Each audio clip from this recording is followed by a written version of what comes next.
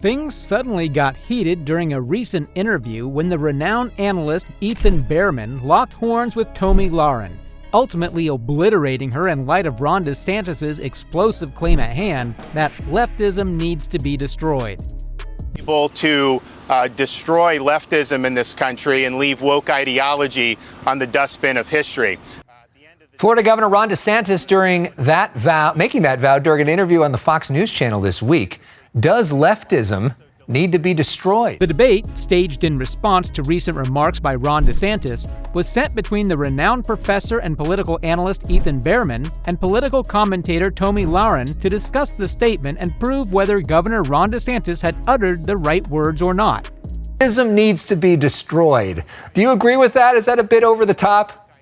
No, it absolutely isn't. And when we're talking about leftism, we're not talking about Democrats or the Democrat Party. We're talking about wokeism. We're talking about radical leftism. And I 100% agree with our governor that needs to be destroyed. And you're seeing a lot of Americans, not just on the conservative side, rejecting wokeism because it's just simply gone too far, as we've seen, especially in the last few months. So conservatives, and I believe just rational Americans in general, are putting a stop to it with their wallets and with their feet, as you see the great exodus from California. Sorry about that, guys. But I think leftism is already being rejected, and I think that a governor, Ron DeSantis, and a president, Ron DeSantis, would eliminate it and just get us back to the good old conservatives, liberals, Democrat, Republicans. I think we can move forward with that. You've gotta love the contradiction here. On one hand, the right wing claims that the leftist ideology is dying. Yet on the other hand, they say that it's somehow destroying America, brainwashing children, and running the deep state. Makes perfect sense, right? Not to mention the logic that DeSantis did not attack anyone when he openly targeted an entire side of the scale and the party that represents it, and the hostilities becoming clearer each passing day of the current government. It was quite refreshing to see Tomi declare that the left was already dead, and then spend an entire segment trying to discredit, dismantle, and dance on its grave. Sounds very secure. He, of course, speaks its mind through this idea of ending anybody who opposes them. We're seeing that in legislation in red states across the United States right now, denying the existence of certain people even, and refusing to teach the history of what actually has happened. And look, if you destroy the idea of what Tomi just described as leftism, you would still have slavery. You would not have a Civil Rights Act. Women wouldn't be able to vote. And, transporting minors across state lines might have a different outcome than they are today. That's actually progressive politics that got those things taken care of. Tomi? Bearman absolutely annihilated the argument here. While people like DeSantis and Tomi are in favor of destroying the left, they seem to forget what the left actually stands for and stood for, what its existence brought to America. But the right-wing logic is all about living in denial, forgetting the actual problems, and discrediting the other side. It's really hard to make America great again when the focus is on silencing college campuses while rural hospitals are shutting down, wages haven't moved in years, and individuals' rights are being stripped away with barely a headline.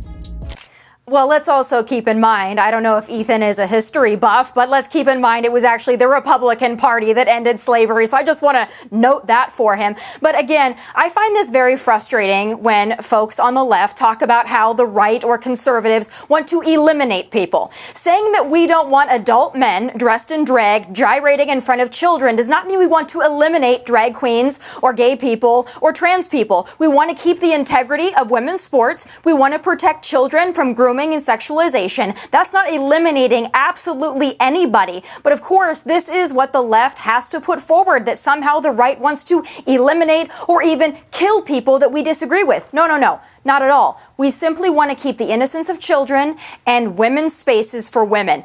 I don't think that's too much to ask for. Right. The GOP's grand defense of women, bathroom assignments. Because as long as you're in the correct stall, who cares if your state just banned access to abortion and defunded healthcare?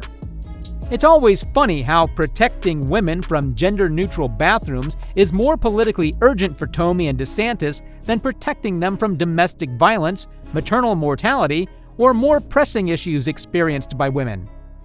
Well, I mean, look, it's way beyond what you just described, and you also conflated numerous issues. Let's also start with the basics of history, which actually is a topic that I enjoy quite a bit. The Republicans of the 1860s were liberals, and it was the switch in the early 1960s that happened between the Republicans and the Democrats. Liberals were the ones, leftists were the ones who fought against things like slavery. Liberals, Jews, black people, those white people with progressive minds were the ones who fought for the Civil Rights Act and fought against the white people in the South who viciously attacked, brutalized, and murdered people simply for wanting equal rights. We're seeing the leading edge of that right now.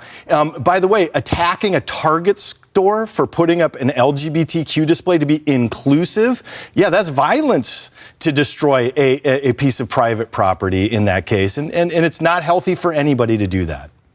So the real flag bearers in the war against slavery were the liberals? Funny how Tomi was claiming them to be proud Republicans just a while ago. And that too in front of a designated professor and historian.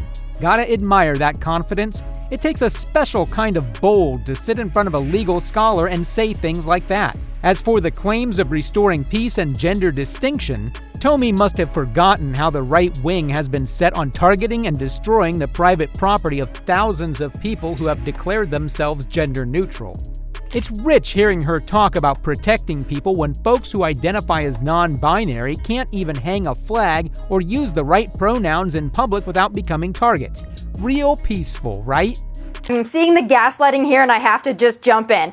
Okay, I don't know if you guys remember 3 years ago, but my local Target was boarded up because of the BLM Summer of Love. So when I hear somebody saying that conservatives are somehow destroying property at Target, I'm sorry, I'm waving the BS flag and I hope you can see it in California. That's utterly ridiculous. Target has had pride displays for many years and no one took issue with them. It wasn't until you had the tucking bikinis and you started putting this paraphernalia on children's clothes targeting children that we had an issue. So we have every right to be capitalists and to vote with our pocketbooks, and we are doing that with Target. We did it with Bud Light. And from the party that literally invented cancel culture, that literally wanted to cancel everybody from 2020 on, I find it really rich the Democrats are now crying over the boycott of Bud Light and Target. Okay, so Republicans aren't targeting BLM or LGBTQ plus spaces?